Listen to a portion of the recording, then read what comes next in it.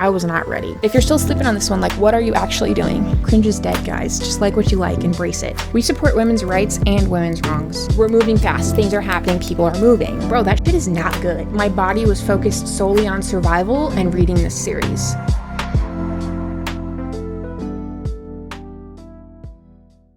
Hi, I'm Sam. There's quite literally no one asking me to do this, but I just had surgery because I snapped my Achilles tendon in a kickboxing class. So I have been on bed rest for the past several days, and as much as that has been nice to rest and recover, I am a little bit tired of rotting on the couch. So that is why I dragged myself up the stairs and am coming to you today in my pajamas to do a tag video. Now, did anyone tag me in this tag? No, there's quite literally no one asking me to do this, remember? But I saw a lot of creators that I really admire doing this tag, and I thought that it would be fun. So the first question of the tag is a book that you tell people is your favorite. So I think if you had been a part of this channel from February or March of last year, you probably know the answer to this. I included 2 books in this because I talk about this first one quite a bit. So the first one is Threats by Amelia Gray. I've talked about this literally a nauseating amount. I read this really early on in my booktube career, so I think it's meaningful to me for a lot of different reasons, but this book really caused a paradigm shift in my brain of what I thought was possible in a book and what I look for in a book and who I am as a reader. So I cannot say enough good things about this book. Is this book for everyone? No, I honestly don't think it's for most people. I think most people who I've recommended this to, or most people who have read this on my recommendation, have not liked it. Yeah, it's a weird one. Very like weird lit fic. So this is about a man named David whose wife dies kind of unexpectedly, and the way that it's written and described to the reader, it's really unclear like what happened as well. And as David is spiraling after his wife's death, he begins to receive these threats hidden in these impossible places, like behind the wallpaper of his house. And it's very much sort of like a grief versus mental illness versus did he kill his wife type deal. So this writing just blew me away. I cannot say enough good things about this. But okay, for those of you who are like, Jesus, Sam, shut the f up about threats already. I also wanted to include another book in here that I haven't really talked about before, because this is one that I read before my booktube era. So that is Battle Royale by Koshin Takami. And this was translated by Nathan Collins. And this is about a class of kids who get taken out of their classroom and are taken to this remote island to battle to the death. They are forced to survive and kill each other off until there's only one standing. So this is obviously a really thick book, and there are 42 students. So there are 21 girls and 21 boys. So there are a lot of characters to keep track of, but I think if you can get past that, I really, really love this book. I've never read another book like this. I think this is the only book that Koshin Takami published as well. He was sort of just like, here's a magnum opus, and then like, all right, I'm gonna head out now. So I really, really recommend this one. Okay, next is a book that is your guilty pleasure. I have mixed feelings about this because I think the term guilty pleasure, there's obviously like inherently this idea that you should feel ashamed of something that you enjoy. And I just don't think you should ever feel ashamed of something that brings you joy. As long as you're not hurting anyone else, like who cares? You know, cringe is dead, guys. Just like what you like, embrace it. So I think for the longest time, and honestly even kind of now, there's a stigma against people who read and enjoy manga because there's this idea that it's frivolous and picture books and animation are things that are for kids. But there's so many good works of fiction, and some of the best literature that I've ever read has been manga. So I'm gonna include this as my guilty pleasure because I do think that there are still people who are like, oh, you read manga? Like, you know, grow up. But this is a series that is very near and dear to my heart, and I really love it, and I don't care who knows. So that is, of course, Haikyuu. So in addition to the layer of shame of like, oh, you're reading manga, you're reading a picture book, grow up, those are for kids. This is also a manga that has a seemingly frivolous storyline because it's about high school boys volleyball. I think a lot of people too think, okay, I can read manga as long as it's gritty or it's horror or a more adult storyline, but it has some of the best themes and character development and life lessons, I think, of anything I've ever read, and it's really hard for wholesome content to actually like get through to me, but this series definitely really moved me. What I like about this series is that I think when you think of especially kids stories and usually any sports storyline is that the protagonist team is sort of this all-star chosen one, they never lose type situation. But in this book, what I really like is there is so much failure and the characters aren't always the best and honestly aren't always even good. I think that this manga captures a lot of universal life lessons about failure and the value in trying your best, even up against impossible odds, and the value in losing and how intimate and vulnerable it is to put your all into something. Every time I go back to the series, it's like I'm obviously at a different point in my life, and I feel like I take something new away from the series every time I read it or watch it. So yeah, I'm not going to be guilty about liking this because this is a fantastic series, some great characters, and I think you should read it. Okay, number 3 is My Time to Be a Hater. So this is a book everyone loved but you didn't. So I'm actually going to choose 3 from a single author because I really have not liked anything that I've read from Otessa Moshfegh. So I read My Year of Rest and Relaxation, Eileen, and Lapvona. I tried my best, I gave it my all, and there's just something about her writing style that's not very compatible with my brain. It felt very laborious for me to read her writing. It didn't come easily to me, so I definitely think it's a me problem because I can't really pinpoint anything that was specifically wrong with the books. Her writing style just isn't very compatible with my brain, but a lot of people love her. I think the majority of people who read her love her, so I don't want to dissuade you from reading her if you are interested, but if your reading style is very similar to mine, you might have a hard time, so I don't know. Okay, number 4 is a book you read the fastest. 3 immediately popped into my head. Usually I'm a very decisive person, but for some reason I wanted to choose more than just one for every question because I just wanted to like give more options. The first 2 that popped into my head were Open Throat by Henry Hoke and Fever Dream by Samantha Schweblin. These 2 I literally read in a single sitting, and they're short, so that's not even like a huge flex, but Fever Dream is this woman's in this hospital and she meets this boy named David. They kind of like both tell their story of how they got there, but it's like very, very fever dreamy. Open Throat is about a gay mountain lion who lives in Hollywood, and we're getting his perspective on the human race, so very funny and very witty. And then the third one is a manga series that I literally was like putting all else aside. My body was focused solely on survival and reading this series. So that is My Love Mix-Up, and this is by Wataru Hinekure, and the art is by Aruko. So I just talked about this in my last video, but this is basically a high school shoujo romance manga. We're following 4 friends, and they're really just trying to figure out who they like, what it means to like someone, growing up, falling in love. So it's very, very wholesome, very cute. I'm obsessed. Number 5 is a book that deserves more hype. I think I've already kind of expressed that with both of these books, but I'll reiterate. Okay, so the first one is one that you guys can probably all guess, Hawk Mountain by Connor Habib. I will not shut up about this book. I don't understand how everyone in the world is not screaming from the rooftops about how amazing this book is. I don't know how this is not a booktube darling, because I think a lot of the general booktube populace, it's like very inundated by romance, fantasy, and thrillers. So I think this could definitely satiate the hunger of the thriller girlies. So I don't know how this is not being lauded on booktube, on book talk, whatever. If you're still sleeping on this one, like what are you actually doing? And then another one that I think the thriller girlies would gobble the freak up is Perfect Days by Rafael Montes. Hawk Mountain and Perfect Days both have like a similar vibe where it's like high intensity psychological thriller. We're moving fast, things are happening, people are moving. So what are you doing? If you're not reading these books, what are you doing?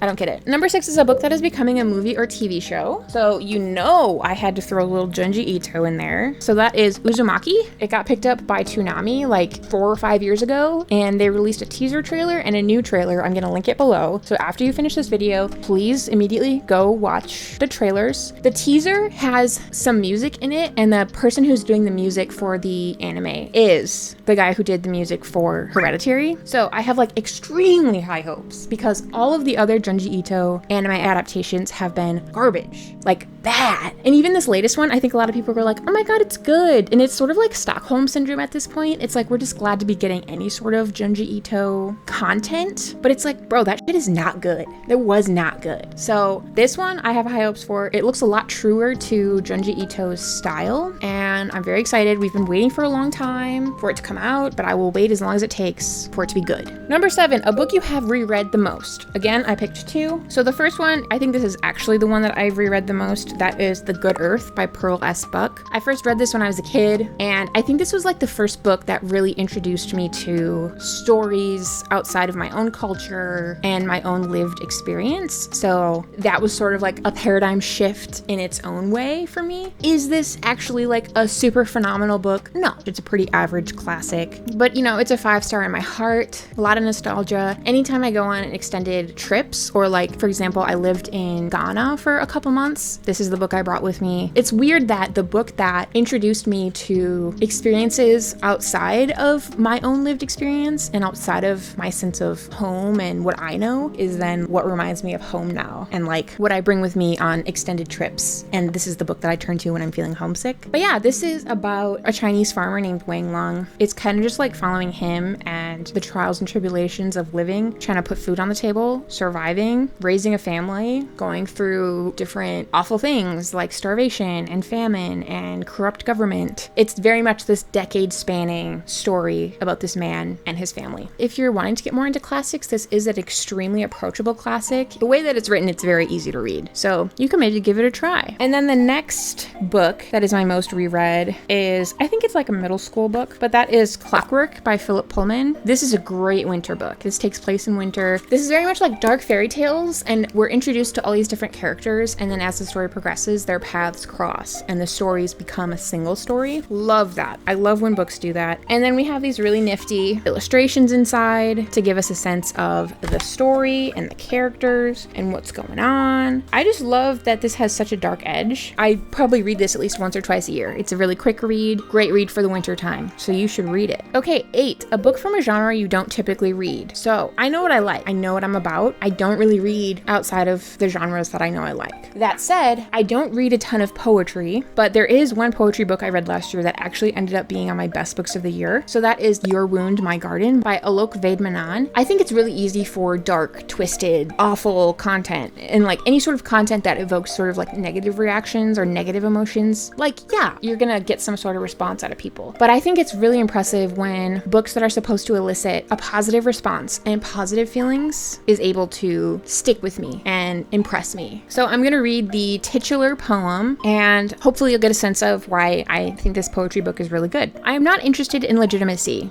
Legitimacy is a circus that requires me to convince others of what already is. I have more important things to do with my time. Does the ground have to authenticate itself to the feet? Does water have to substantiate itself to the tongue? I have nothing to prove. My dignity is not up for debate. I accept myself, and that is not only enough, it is everything. Contrary to popular belief, I am not a character in your novel. I am not an actor in your TV show. I am not a statue in your courtyard. I belong firmly and irrevocably to myself.